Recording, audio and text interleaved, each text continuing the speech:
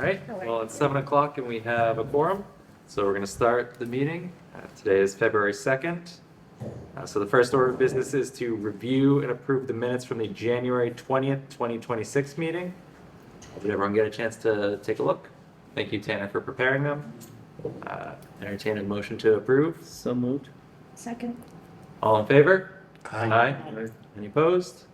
Anyone abstaining? One abstention. All right, we have one abstention. All right, the next order of business is a presentation from Town Manager Kevin Mezikar and Brian Falk of the Town Council on the Town Manager Act. Without further ado. Good evening, everyone. I'll introduce Brian Falk. Brian's a huge help and resource providing legal services to the town along with his team at Myrick O'Connell. So very simple slides this evening. I've taken every section of the Town Manager Act and broken it into, one slide or separate slides. My goal isn't to read it all to you. I know you all have taken time to read the 20 sections of the act, but Brian and I would like to provide some insight to you in a couple ways. I'll start with every section and try to provide my perspective on how things operate in the town now within the confines of these various things. And some sections we need to talk about more than others. And Brian has a unique perspective of serving a number of towns with a number of different governing documents and forms that he can help, compare and contrast what you may not see, what isn't evident just through what our act provides. Because it would be different in another town if they didn't have a charter or if they had different form of government. So Brian will be a great resource for that. We're certainly open to interruptions as we go and questions as we go, but we'll kind of just dive in and, as I said, spend some extra time on some of the sections that really carry a little bit more weight than others. So, if you want to move. So the first section of the Act, Section 1, establishes that there's 5 members on the Select Board and that they're elected to 3-year terms, and provides the information on what the board do if someone left their seat before the end of a term or an expired term. I think my only comment here is that it's important to remember in 1953 when we went in this direction that we were moving from 3 members to 5 members. So this is that transition. Moving to 3-year terms where they would have been on, they may have been on 3-year terms, but you'd have had one person up every year. But now we have 2 people up every year and then 1 person with 1 seat that's up in the 3rd year. So 2 people, 1 person for the Select Board. And although it doesn't happen very often, the Act does define if someone leaves their position before their term expires, and provides that the Select Board may among themselves appoint someone until the next annual town election where the voters would have their say. Can we ask questions as we go, or do you want us to wait As long as- until the end? I'd say ask them as we go because we're going to be going section by section. Okay. More sense to me. So I know that this has some bounds under state law, and maybe Brian, you can give us a better sense of it. What are like the limits to how few, how many members, how long the terms are, and so forth? What's the reach of it? Sure. So the baseline by statute, if you don't have a charter, which you don't have to have a charter, you don't have to have a special act. The general laws provide everything a town needs to be able to run itself. But a town form of government has to have a select board or board of selectmen traditionally of between 3 and 5 members, 3-year terms. Unique in Shrewsbury is this provision where if there's a vacancy, the remaining members can appoint. Everywhere else I've ever seen, even in communities with charters, the position of select board member has to be elected. So if you have a vacancy, either wait it out till the next annual election or you hold a special election. This is pretty unique and I would say helpful because a lot of times towns that I work with are stuck with, well, we've got 4 members, hope we don't have any ties because we really don't want to call a special election. Or we have 3 members and we're down to 2, hopefully we both show up, otherwise we can't hold a meeting or hold a special election. So it is unique and I think pretty helpful. Thank you. So section 2 lays out all the other elected officials within the community. And at the time, it was the moderator, the school committee, the clerk, the town clerk, which is now appointed by the select board, the town treasurer, which is now appointed by the select board and combined with the tax collector position, the board of library trustees, and of course, town meeting members. This section also just briefly terminates any other elected office or board or commission that existed at the time and conferred those powers to the select board, with some of them to be exercised by the town manager as detailed throughout the act. So we talked about this a little bit before, but the town clerk and the treasurer are no longer elected positions. And, I would say from my experience, these are the last two positions, in a lot of smaller towns or cities and towns that went from an elected position to an appointed position. But an elected moderator, school committee, board of library trustees, very common. And then, of course, we're one of the 33 communities in the Commonwealth that has a representative town meeting where we elect town meeting members.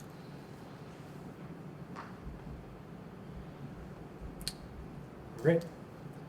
Keep rolling. So appointed officials, those that are appointed by the select board, the town manager, and the town accountant, and the zoning board of appeals. So the town accountant, I think, is a really important check. The town manager, as we'll see later in the act, is the town's chief fiscal officer. And I think this appointment, town accountant appointment by a select board, provides a really insightful check on the financial overview of the community. I want to jump down to the bottom, and not to be negative, but along with appointment authority for all these positions that you see on the screen is the ability for the select board to remove these individuals. So this means that since the town accountant is appointed by the select board, they also have any removal authority, which inherently means the town manager does not have removal authority.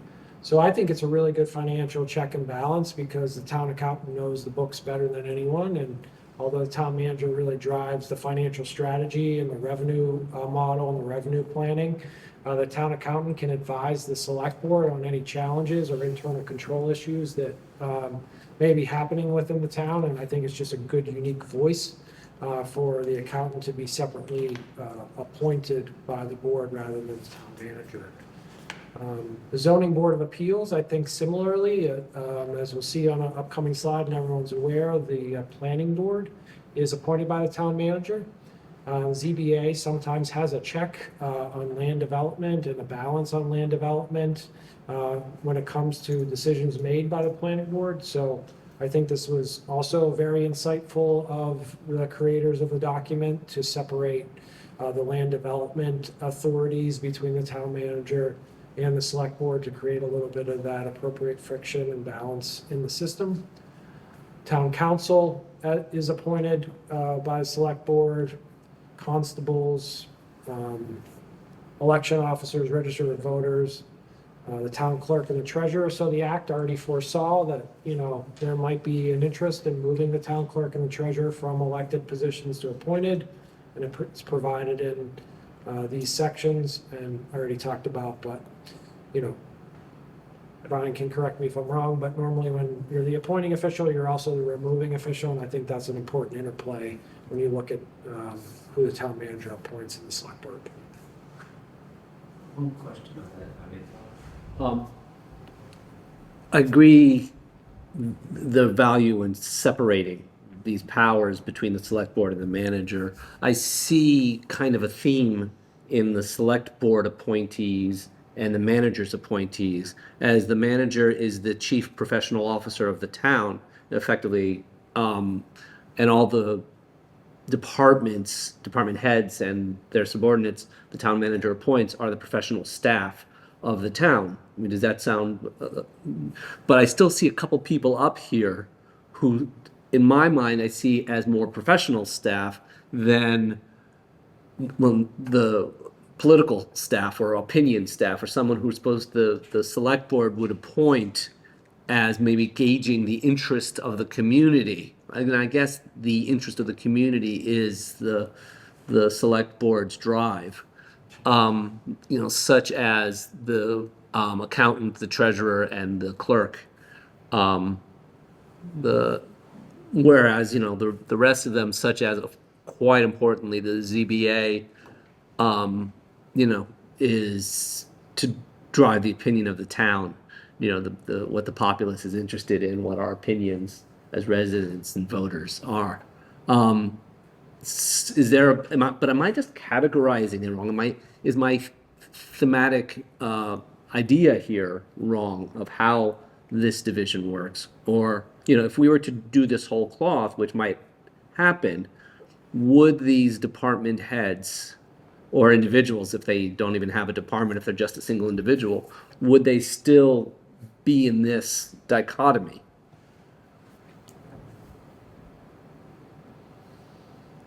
I mean, my thought and reaction to that is that there is some good balance. I think when you look at the responsibilities, even the town clerk, it's a little bit different than the staff in that it's responsible for elections. So I do think there's, an importance of keeping that to the chief elected body. Treasurer collector and the finances, kind of a little bit of the same comments that I had about the accountant. Although quite a different role, I think it also just provides unique insight if things were not comfortable and going wrong, for the board to have direct advisory capacity from people that they appoint, and I think that's the key part of it. I don't know, Brian, Yeah, I mean, for the most part, a special act or a charter, the main thing it does is, on the executive side, divide the powers between the select board and the town manager or town administrator. Because without a charter, unless the statute says otherwise, it's the select board that appoints pretty much every position. So by having a charter or special act charter, you come up with the position of town administrator, town manager, and then give them a number of the executive powers that the select board would typically hold. So how you divide who appoints whom is really a policy question. We generally find it, as many folks who hold full-time positions in the town as possible. It's ideal to have them appointed by a manager or administrator rather than a board. And the reason being, select board can't do anything outside of a public meeting. So all these hiring and firings that you see here are subject to the open meeting law. And that can cause issues from time to time. I don't practice labor employment. I know just enough to be dangerous and to call my colleagues at Myrick if I have an issue like this. But that can be one of the biggest pinch points in town government is human resources and appointments and terminations. And so when it's done by a public body, now you've brought into play the open meeting law. And a lot of times, following employment law and giving people due process and louder hearings as may be necessary is often more ideally done with a single appointee rather than a board. I see that as one obstacle. Honestly, I hadn't even considered that, so you mentioned it, the open meeting concern. And I definitely agree with the impetus to divide between the manager and the select board these responsibilities. Ultimately, the manager is responsible to the select board, but ultimately the select board is responsible to the voters. There's still the hierarchy, as we all see. But the day-to-day functioning of the government, when the clerk has questions about how to do things, he or she is going to still end up asking the manager's office, what the town can do. I've noticed this from time to time. We have the constables who may work with other officers in the police department, say, and the police chief is appointed by the manager. Maybe that's the balance, that the constables are appointed by the select board, whereas the police chief and the police officers underneath him or her are appointed by the manager. So maybe it's just purely for the sake of balance, which I love. I think that's a great idea. Perhaps they need to be reevaluated and either maintained or modified. That's all. I don't know if Patrick, if other people have thoughts. I have a different thought based on what Brian was saying. Brian, you mentioned human resources, and I think that's a really good point because that's become much more important in today's government than it used to be. I know under other town managers, there was no human resources department. We now have one. Where does that fall under this, and who does the appointing of that position? Yeah, it's the town manager. It is. Yeah, yeah. Yeah, and I just want to, keep on that topic because, the examples that I can provide, when I was in Leicester, they didn't have a charter. They were, what do you call it, Brian? Just general act town? I just call it a statutory town. Statutory. I can only look at the general laws, there's nowhere else to Yeah. look in terms of how they're governed. Right, so, and through that, the select board was the appointing authority, so, staff and leadership to the department head and myself, every department head and every employee, including myself, was appointed by the select board. So, ultimately, hiring is easy, or not as challenging, still a challenge. It would be, you'd be taking to the select board your recommended candidate, and, they would make a motion to appoint.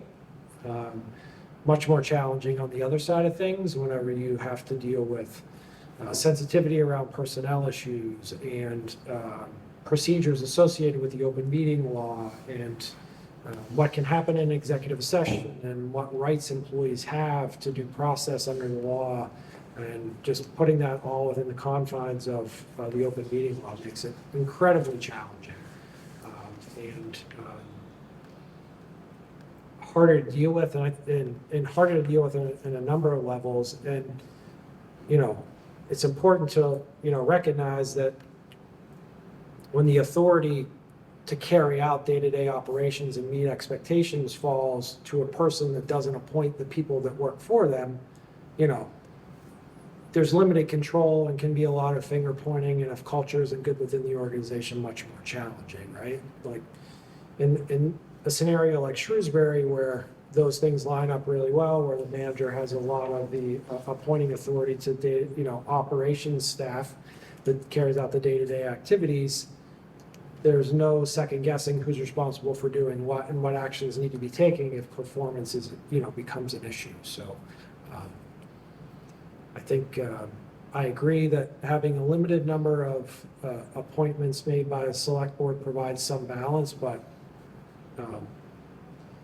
it should be, limited as far as the responsibilities and who carries out the day-to-day work. I like what you said earlier about folks who are on full-time, I think that was the term, being on the town manager's appointment side.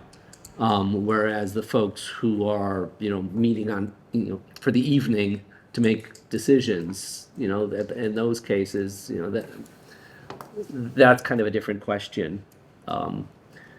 We still have the school committee that appoints the superintendent, and he or she, appoints a very large number of people, and they have a very large budget and all that, and they're not really under the purview of the manager, but they're still part of this town, and everything works together, and that's important. So we can't just simply create a very black and white dichotomy. There's a blend, and so I was just kind of curious about how that blend works. Thank you.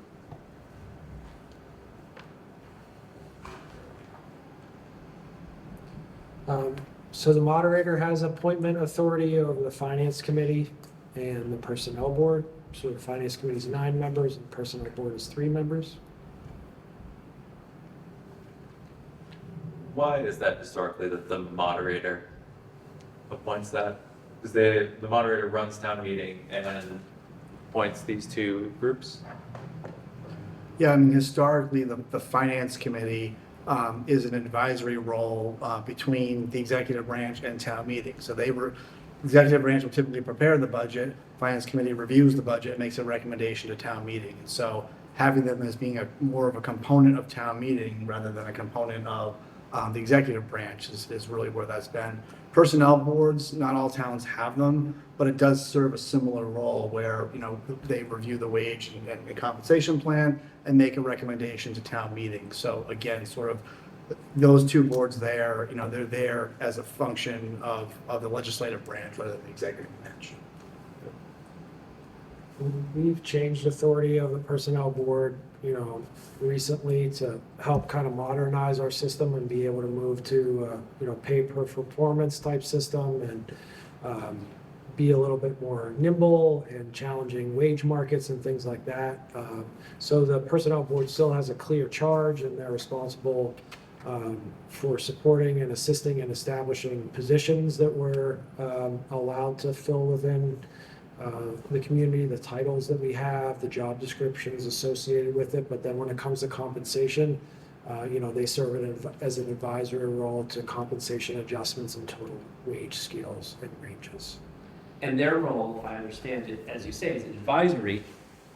A body, and they advise effectively town meeting. So that's why they come under the moderator's purview. Wasn't there a appointment to the Quincy Commission under the moderator or one of the members?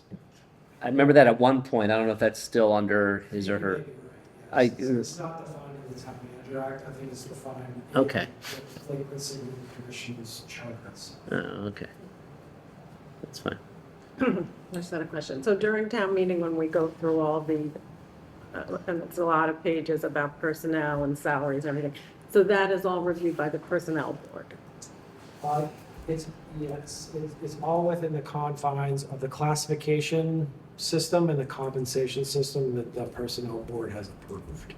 And the personnel board are like the finance people there, you know, they don't work for the town. That's correct. Yep, they're town residents appointed by the moderator. So all their meetings are open meetings as well? There.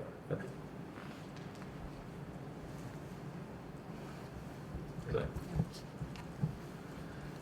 So section 3D provides the appointments of the town manager, and I just want to provide a couple of points of emphasis here, which I bolded.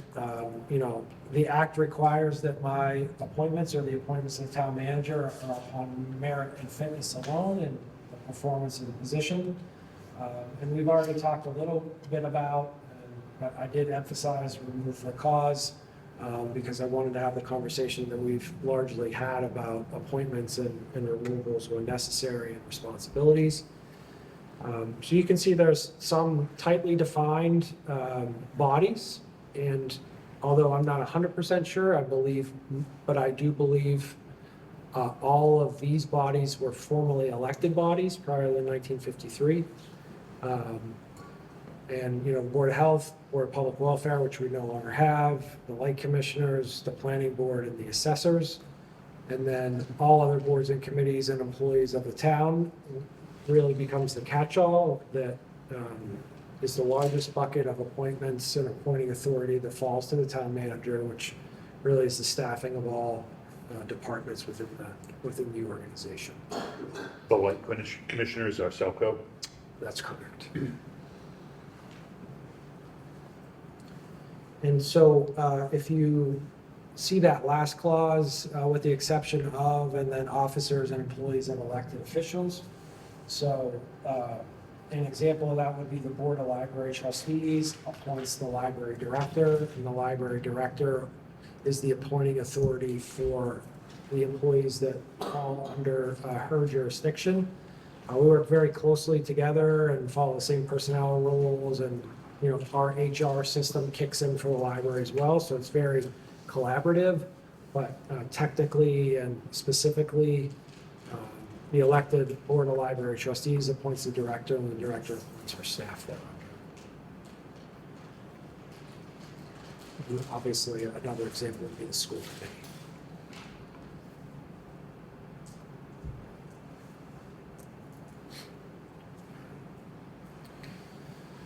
Okay, so membership terms, powers, and duties, so a lot of text, but this section just generally provides the number of members and the length of terms and powers and duties and responsibility of the boards and committees, carries them forward to what they are in the general laws and the bylaws, specifies the boards, commissions, and committees appointed by the town manager shall have the same powers as those if they're appointed or elected or otherwise. but they're responsible to the manager and the general supervision. And the manager of the light department shall be appointed by the town manager, but in the performance thereof, they'll be subject to the general supervision of the light commissioners. This is a really big point of contention, I will share. There's some conflicting general laws that provide that under chapter, I think it's 94, that the light commission shall appoint a general manager. So there's, a conflict, and a number of cities and towns have dug in and kind of looked at this with council, and in my opinion, decided not to really fight it out externally, and they've allowed for common understanding of appointments and responsibilities within their own organization. And so, for instance, when the last two light general managers were appointed, it was a joint appointment vote between the commission and myself for Mr. Roy and Mr. Regato for Mr. Hill.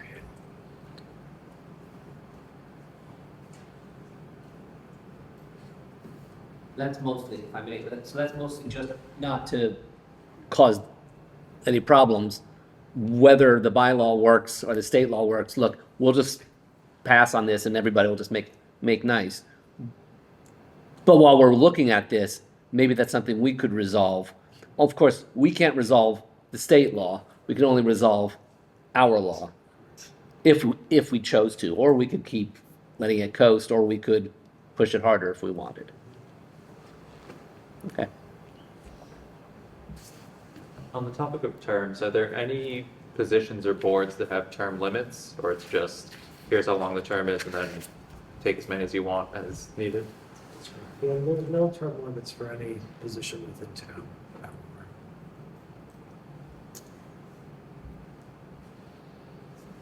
Cultural council. Cultural council does have a Former member of the statutory, cultural council, Yep. we are the only people limited in the town. Because of our can't serve more than 2 wild consecutive. $6,000 budget.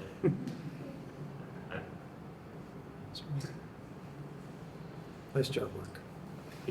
I have a question for Brian. Are there examples of municipal elected officials that are term limited? The question comes up from time to time. I'm not aware of any that are actually in place. And it comes up from time to time. I don't know that anything's actually implemented. And there is a general question as to whether that would be permissible under the Massachusetts Constitution to have term limits. Certainly, if it was done just locally, I don't know whether that would be permissible. But I'm not aware of any that actually have them.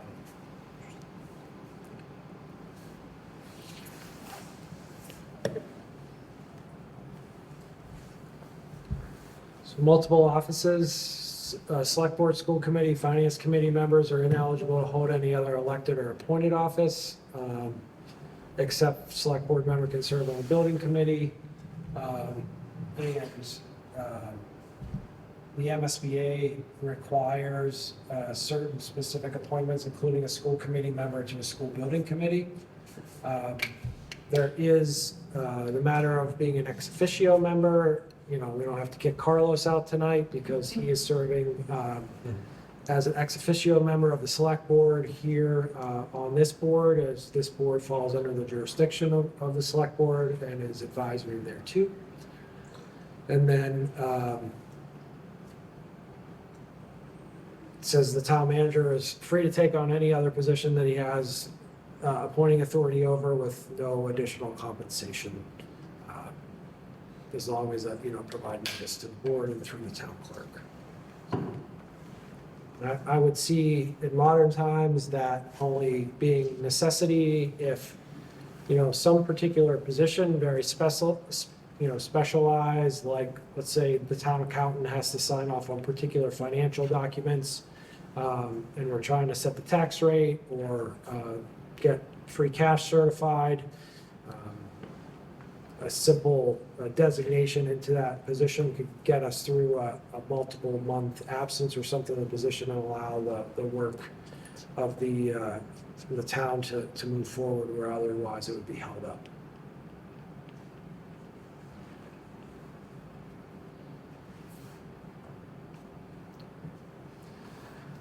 Investigations and surveys, so the town manager with the approval of the select board can employ experts, counsel, and other assistants to incur expenses for the purpose of making investigations and surveys. So this, in my opinion, Brian, may have some ideas behind it as well. I think it just provides some proactive clarity that the town manager can pursue expenses and other costs incurred to carry out a review of any matter within town for the benefit of the town.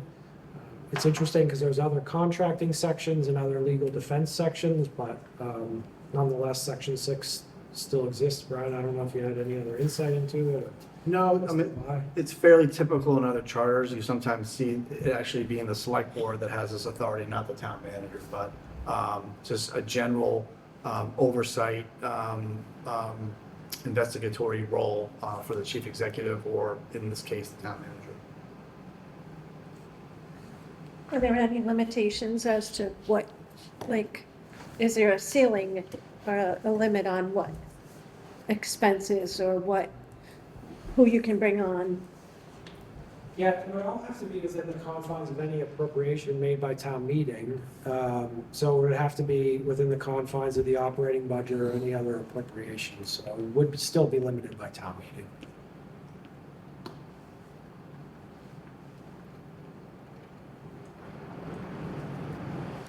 Okay. So then the appointment of the town manager position is done by the select board, appointment of 3-year plus successive terms, provides a general profile of the individual that shall be appointed to the position.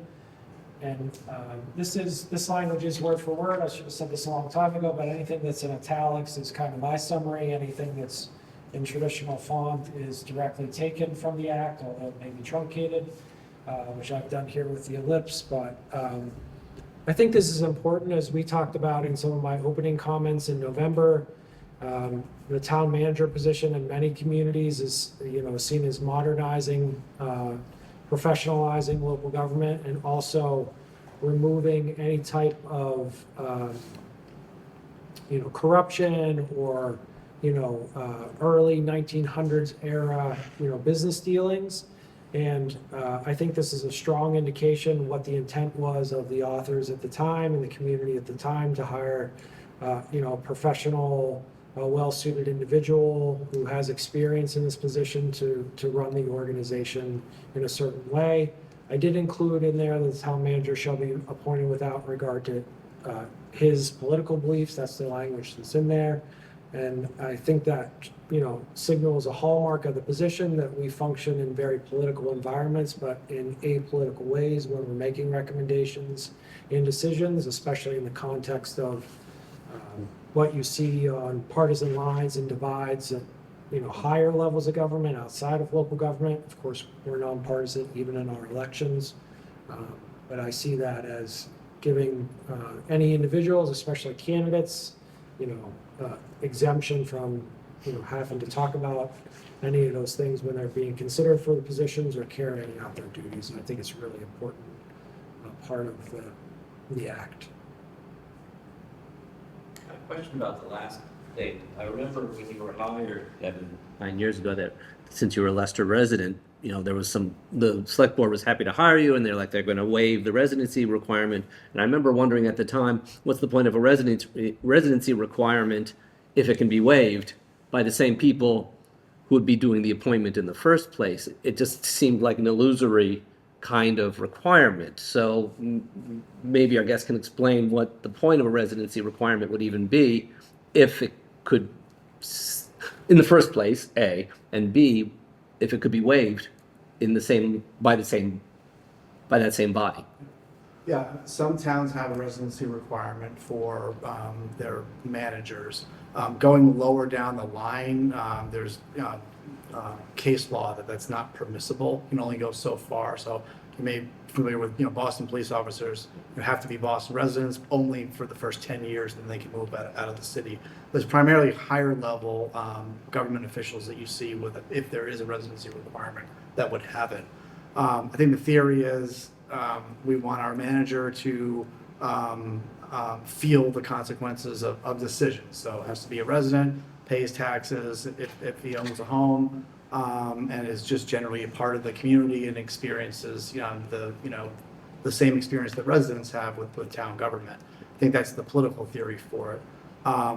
As the positions have become much more professional and people move from town to town throughout their professional management career, I think you see residency requirements being subject to waiver or becoming phased out. In a community like Shrewsbury, where you have 40,000 residents, you may have good luck finding somebody that already lives here, or can easily find a home. I represent some communities that have 900 residents, so the likelihood of a residency requirement for their town administrator is pretty low. And folks in those positions don't usually stick around all that long as they move through their careers. They might start somewhere small and move on. So, having it subject to waiver, I think, was put in place for flexibility. So you find a candidate, they don't happen to live in town and they don't really have the ability or interest in moving right away, but you don't lose the good candidate. But I can see that would be, if I may, an argument for not having the requirement at all if it could be waived, like just getting rid of the requirement at all, which I can definitely see the value in not having that. Like, it just seems weird to have both. You have to live here unless we decide you don't have to live here. Like, what's... Really like you. Well, it seemed weird 9 years ago, and it still seems weird looking at it now, and I can't quite figure it out. But maybe that's something for us to review or have the select board look at later, because that was their decision 9 years ago. Patrick.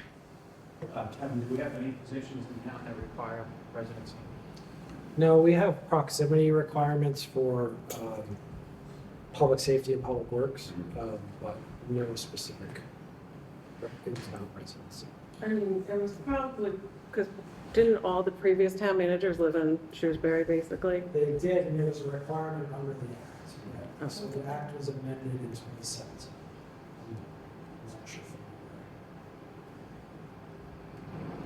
So we've had two of them, right? We've had two town managers prior to Kevin. 3.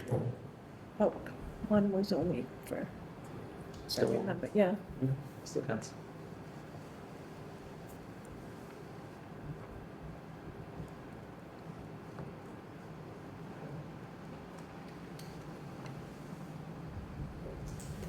So there's a provision to provide for an acting manager. That can be done by the sitting manager, qualified officer with notification to the clerk. And then the select board can do so due to vacancy or suspension of the town manager. So for continuity within the position, these provisions are provided. Do you ever do that when you take a well-earned vacation? Yes, yep. Okay. Anytime I'm going to have some sort of travel, I designate an acting manager.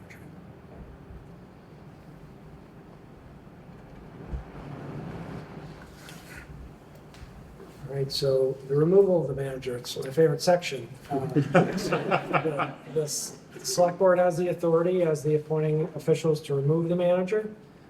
They effectively have to have 2 majority votes, although you could interpret it that there's only 1 necessary. But 30 days prior to removal, the select board shall file a primary resolution with the clerk, setting forth in detail the specific reasons for the proposed removal. So that's my vote 1. In order for the board to do anything as a body, they need to take a vote to send something to the clerk, even if that would be permissible in executive session. That would require a majority, 3 out of 5. And then gives the manager the opportunity to reply in writing and to request some sort of public hearing. I believe that Brian can dabble in labor law again, but I believe that could be in public at the request of the manager, but may also be allowed to be an executive session as a personnel matter. And then after said hearing, the board must vote through a majority to remove the manager from the position.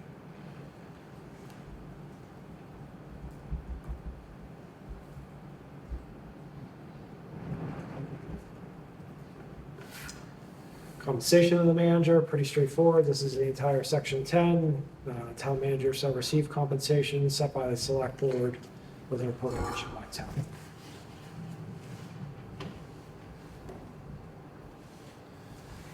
So the longest section of the act is section 11, powers and duties of the manager. And I'll start the manager shall, which I think is interesting in many instances, which I'll point out. So basically supervise, direct, and be responsible for the administration of all offices, boards, and committees appointed by the manager and their respective departments, and all others if requested by elected officials. So, that's an interesting interpretation. You could read that if, the library board of trustees voted for the town manager to oversee the library, then the town manager shall oversee the library. So,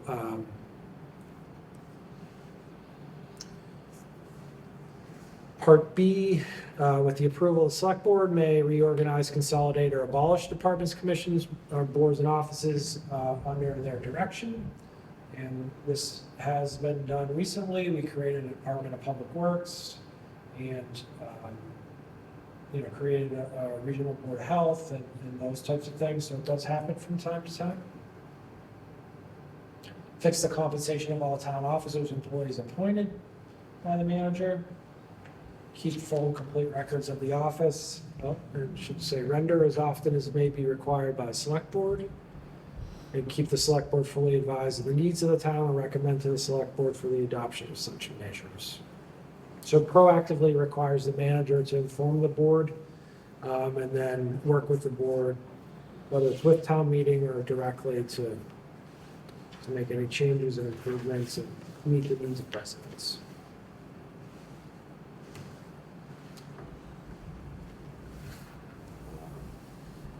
Jurisdiction over the rental and use of all town property, except for the schools. Although responsible for the maintenance and repair of all property, including the schools, and responsible for the construction and alteration of all buildings, with school committee approval for the schools. So this is a unique aspect of Shrewsbury that I think works really well. It's quite limited in the number of cities and towns that work this way, where the towns provide for the maintenance, construction, and repair needs of school buildings. I think it's very efficient, very effective. A lot of other cities and towns do that through a school, public building staff, or a school building staff, and then a municipal building staff. And so there's duplication there, but I think this works really well. Of course, administer all provisions of the general law, special laws, bylaws, and all regulations established by the select board. With the approval of the select board, members have the authority to prosecute, defend, or compromise all litigation to which the town is a party. This happens probably more often than folks may realize. The town is sued a lot. Claims come against the town through insurance, or that are covered by insurance, that need resolved. Sometimes those are reaching agreements and resolutions through negotiated means with arbitrators or other quasi-judicial bodies. And when those things happen, it's managed by myself with my team of staff with approval of the select board. Question about how that works. I assume that your office is more nimble than the select board to handle these kinds of litigation issues, which that's just the nature of it. But when we have more extensive litigation, like the Beale School issue in the center of town, or other things that are really protracted and go on, and there's a lot of money and just a lot of work involved. How does the manager's office and the select board kind of do the back and forth? Because it says, with the approval of the select board member. So how does all that happen? Since when you work with the select board members, you have to do it in open meeting. Well, maybe Brian, you can talk about executive and when we can go in there for Sure, I mean, to discuss strategy with respect to litigation is a permissible purpose for executive session. So you'll probably see that on board meeting agendas more often than would probably prefer to see, but executive sessions for various litigation matters. So that's where that primarily gets done. So practically in those meetings, if it's a prolonged matter where you may get into a situation where you're concerned about total cost of a matter or settling a matter for a specific settlement amount, if, you know, the town has some liability that, you know, is being incurred, you know, that will all happen within executive session, and that could happen proactively where we, you know, council will be there 99% of the time when we're looking to resolve some matter. The board may set parameters, or they may set a vote on a specific number. You know, so they could set a range for settlement or a range for legal costs or something like that, depending on what the case is. And then we'd work within those means until we either reached those limits or brought settlement or had to come back to the board for additional advice.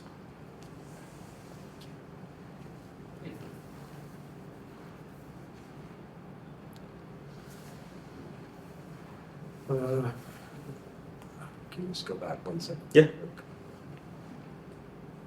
So I is, which everyone loves in their own job description, perform such other duties consistent with the office, so all other duties that you need to do are listed. Providing, getting access to all town's books, papers, and information necessary for the performance of the duties. So this is interesting if you go back and think about the accountant and the treasurer collector. But the manager being the chief fiscal officer, we don't have these challenges on a day-to-day basis, but this provides clear authority for the manager to have access to all the financial information, and information, you know, may be held by the town clerk that would be necessary in carrying out the town manager's duties, even though they aren't directly appointed. Question on that one. The phrase town books and papers, is that still legally covering us for things that are digital? If things are digital documents, that's not a physical book or paper, but has that come up? Scrolls, papyrus. That's a question for you, Brian. Yeah, I mean, it hasn't come across my desk. I think I would take a fairly flexible approach to this, though when this was written in 1953, nobody contemplated tablets and email and all those other things. So I think we could take a fairly liberal view of what that meant at the time and carry it forward. But if we're looking to do any recommended updates and modernization, that's certainly probably a good one. It is in the bill proposed for the, municipal modernization is to change the terminology on things like that. Yeah. There are some statutes that say something has to be recorded on paper. And people are recording it digitally these days, but then having to do things with it, so it is in there. Whether it gets approved, who knows? But the big conversion of the ZBA bylaws, the zoning bylaws to digital, and the map to digital was, an enormous leap, necessary leap. But, I guess that would also be under this purview.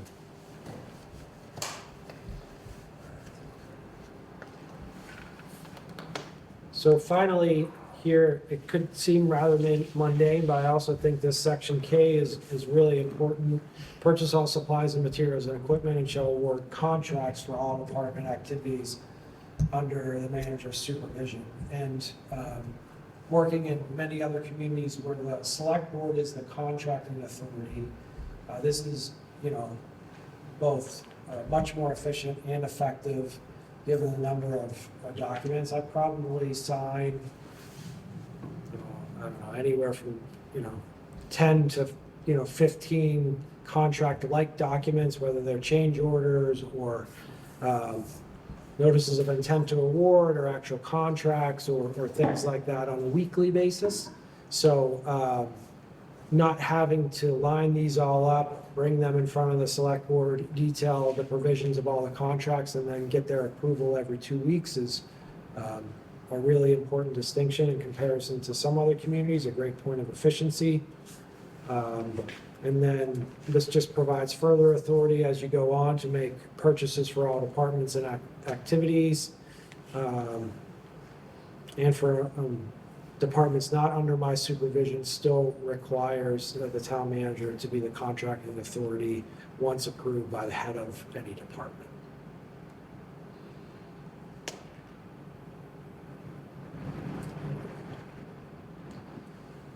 So this one's called out, which I always thought was interesting. I know the assessors in many communities were elected historically, but the appointment of assessors is further called out. I don't know what the composition of the Board of Assessors was prior to 1953 in this act, but this lays out a department head who is the principal assessor full-time, so it requires a full-time assessor position within the community, and then 2 additional board members, and requiring that the full-time staff member be the chair of the Board of Assessors. So, Brian, I don't know if you have any other insight into why this section may be called out or this. No, you're right that this is elected in many communities. It may have been before this. I can't say why they pulled this out.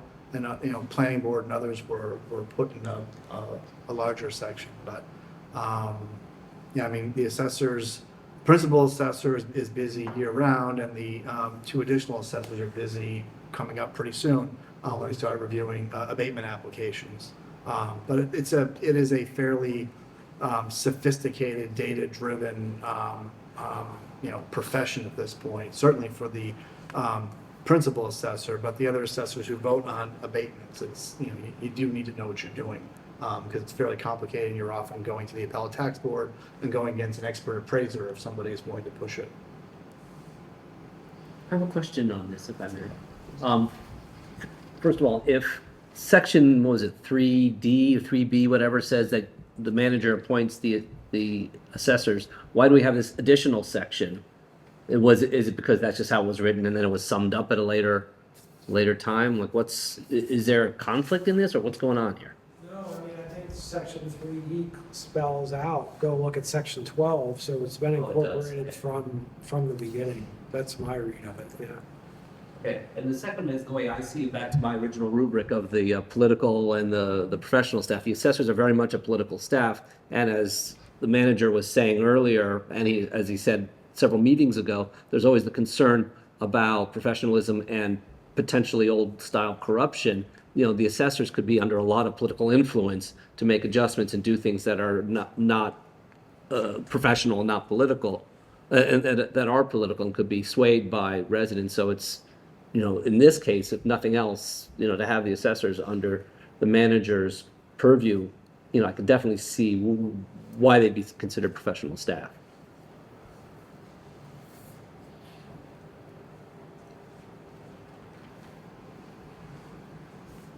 So section 13 lays out the manager as the chief fiscal officer of the town, which I was mentioned a couple times, requires for authorization on all payable warrants. So a warrant is, a payable document that assembles a number of accounts payable bills, new consolidated document and ratified in lump sum. Those documents do get signed off on and voted on by the select board. The act also provides that in the absence of the manager, the select board could approve the warrants on their own. This can become a challenge in some communities. If you go too long without having a select board meeting, technically they are still needed to sign off on the documents and vote on them. It's not an issue that we have here. One of the easy things that we do have is, electronic signatures and stuff that we implement just like many other, businesses, but it does take the 3 different signatories to approve a payment within the community. It starts with the accountant certifying that the funds are there, and then the manager authorizing the expenditure, and the select board doing the same. And then the check gets cut by the treasurer.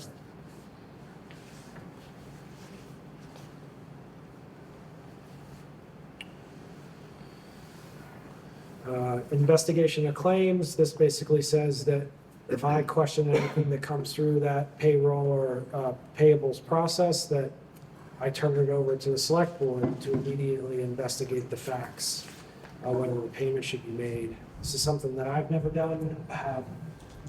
It's an interesting section to me. Brian, you mentioned that That other investigation section often falls to the board. Seems like maybe they reverse these roles, but Yeah, I mean, it's more typical that the select board approves warrants, period. As you pointed out, that can be a problem. You've got twice a week payroll and the board is taking most of August off. It was a particular problem during the early days of COVID when we had some antiquated general laws in terms of how warrants got approved, so not town meeting warrants, payroll warrants, payment warrants. So it may just be, it was thought, well, we're going to have the manager sign the warrants, but if there's an issue, we need to have somebody look into it, so the select board do it. But again, this is sort of forward thinking in terms of having manager having a heavy role with approval of warrants, because it can be a challenge on the day-to-day. I mean, could this be interpreted as, the word claim could encompass, claims that become litigation, so it's a little bit of overlap there, but.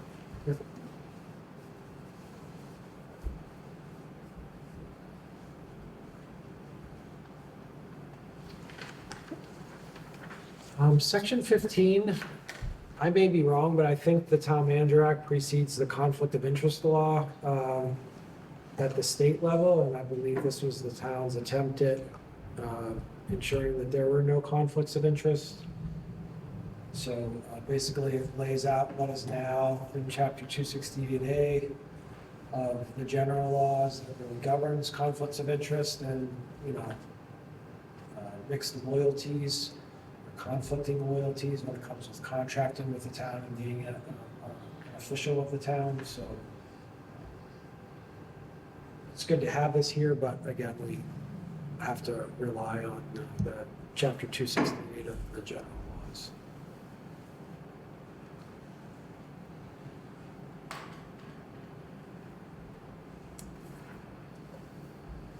So Section 16 lays out the town manager's responsibility in developing the annual balanced budget and presenting it to the finance committee and the select board 90 days prior to the annual town meeting. It requires that 2 years of revenue expenditure information also be provided at the same time, and then estimate of the amount to be required to be raised by taxation from that expenditure plan. So Section 16 lays out budget responsibility in the initial draft.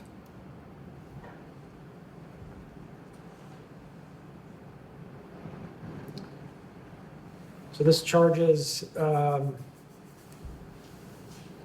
that I think it's kind of like a carry forward and clarifies what happens once the provisions of the act went into place, and what happens if there's a conflict or any discrepancy between the bylaws or other laws of the Town Manager Act. So I don't, there are a couple interesting things that we discovered over time when there's a general law, but things were set aside for the town manager that conflicts with those. This section provides that, this act shall prevail. Then, of course, we all know 70 years have happened. I think it becomes more challenging to interpret whether the Town Manager Act prevails and any subsequent legislation beyond 1953 when there's a conflict between this act and the general laws. And if we were to enact a charter, again, if we would also have some sort of language like this in it to carry back and carry forward. I assume that's how that would work. We would. Okay.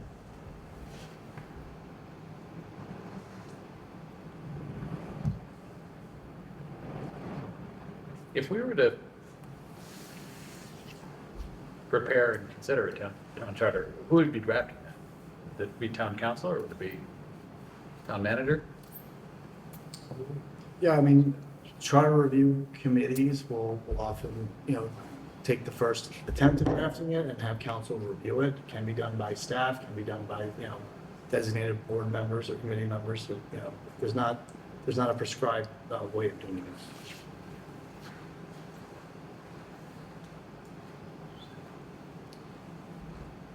So similarly, this just says that all contracts in place, the lawsuit pending against the town. Carries forward, the act has no impact on it.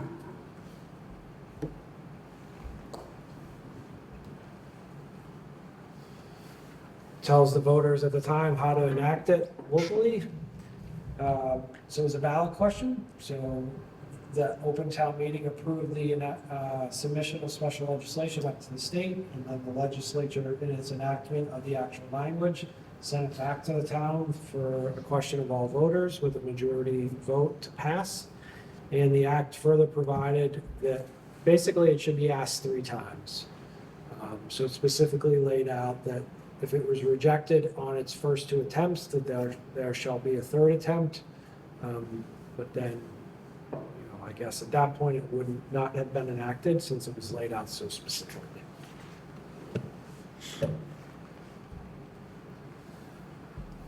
And then, I guess this provision's still valid. We'd have to ask Brian for his opinion, but I guess we can revert back to what it was in 1952 if you so choose. It's a long way back, but.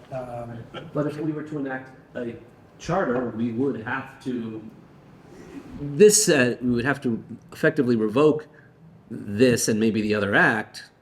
But of course, this one refers to reverting, but that's legal niceties, that could be solved. But this isn't, dead letter. This is still something that would be considered. And again, only if we were to do something as dramatic as that. But basically limited the number of attempts or the duration between attempts. So if 3 years after it was approved, so once it was enacted, you had to wait at least 3 years to try to revoke it. And then if it was any failed attempt, you would have to wait 3 additional years from any failed attempt. So it couldn't be time after time, year after year, and just trying to revoke the act. That's it. Those are the 20 key sections from, or 20 sections period from the Town Manager Act that really lays out how the executive body functions. Point 2, we've provided more information with the important information section within your drive that breaks those things down into numbers. How many town staff members we have, how many are by the select board, by the town manager, by others, boards and committees that we currently have, and that number's in flux. And, like this is an ad hoc committee that's established now. If we'd have looked at that list a year ago, it wouldn't have existed. But, there's a number of boards and committees that have joint appointment authority between the town manager and the select board, or other boards and committees who elect their own ex officio members, like the Community Preservation Commission has planning board members, and, Parks and Cemetery Commission members that get seats on those boards. So we've laid those out for you in your folder, and we're happy to talk about any of those specifically and answer any questions you have about the act or other things while, Brian is here, if he can be helpful. Thank you for doing that, by the way. Was this enacted the same time as the representative town meeting law, or was there a gap of weeks, months, years? 6 chapters, I think, in 1953, 553 and 556. 559, yeah. So all at the same time.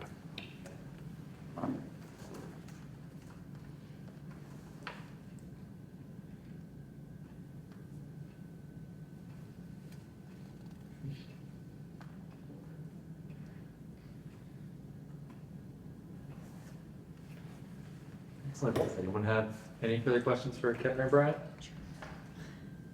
No, that was excellent. Thank you very much for that presentation. A lot of information.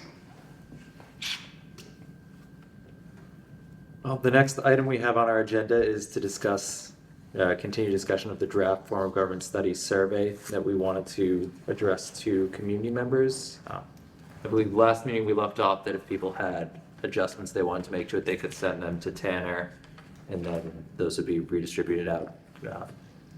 Was anyone able to send any messages to Tanner, or We I received them, Patrick. If the rest of you could send me any questions, I'm working on compiling a list in the Google Drive that's titled Master Questions document. So feel free to send me any of those, and I'll put them in the documents. You can reference it, and maybe say Mark is working on his and sees Patrick's are in there and goes, oh, that's a good idea. It'll be updating. So.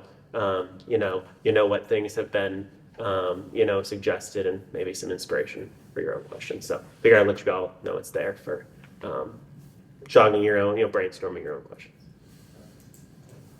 Hopefully this presentation gives us all food for thought, because there's certainly a lot to it.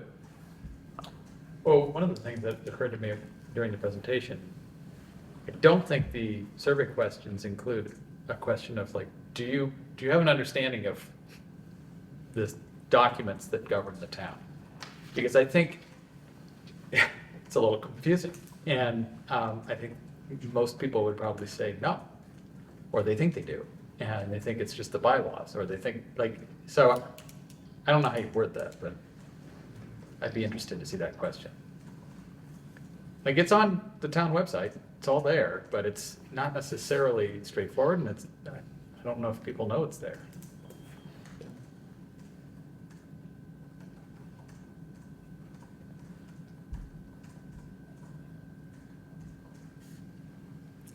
With that in mind, I think we should all try and take a look at those questions, come up with things to send to Tanner as we work on that.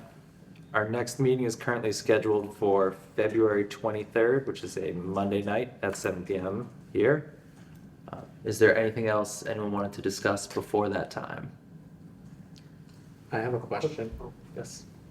I was wondering if there was an option for us to move our meetings to the library.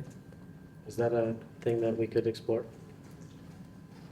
We'd have to check availability. Yeah, we do have to check availability there. If not successful, we submit surveillance. I was just thinking that perhaps for future meetings, it might be a nice opportunity to, if people are in the library and they see that we have a meeting, to sit in and listen to know what we're doing. Just an idea. We wait until it warms up, so. Of course, oh yes. Oh my God. A lot more time there. I'll grab you on the way by, then switch your thumb out. All right. Also, the library that is much colder right now, right? The big room with all those windows, I think. For the future. So Andrew reached out to Jamie Helen in Franklin, and I was able to touch base with him. Would you like me to confirm him for the 23rd Yes. as well? Okay. That'd be awesome. Can you remind me what his position? So he's the town administrator for Franklin, and Franklin has the city form of government with a town council. Okay. But that's what they call themselves, but it's a council form of government And a manager. and a manager. That they call him administrator. That's very confusing. And I confirmed that the mayor/town manager that I had talked about bringing in, he is willing to do it. He can't come the first week of March, but Okay. if we do a second meeting in March, we could do it, or he could come the beginning of April, Okay. whichever we decide. I know right now we have a second meeting in February scheduled for the 23rd. That's our next meeting. We have a meeting at the start of March, but we don't have a second meeting scheduled for March. Would we like to try and schedule that right now? While people have time to look at their calendar? Or he could do the beginning of April, the first one of April if we need. I think either way, we're probably going to want additional meetings in March based on how much we have to learn and how much we have to cover. So currently there is a meeting scheduled for March the 2nd. If we want to continue our pattern of every other Monday, March the 16th is an available night. If that works with town staff, if there's no conflicts, Kevin, Keith, I'm gone the 23rd. with your offices. I didn't hear the date. 16th. Monday, March 16th. I'm here then, I leave to San Diego the next day, but Tough life you have. I travel a lot. Yeah. Go back to Disney in a week. Move that we Justice. Studying there, forget like Like conference room with the SWAT, something like that. All right, so based on the lack of objections, I think we can tentatively plan, or town staff can confirm we'll also have a meeting on the 16th. Do we need motions and such, or is that just, Sure, a lot.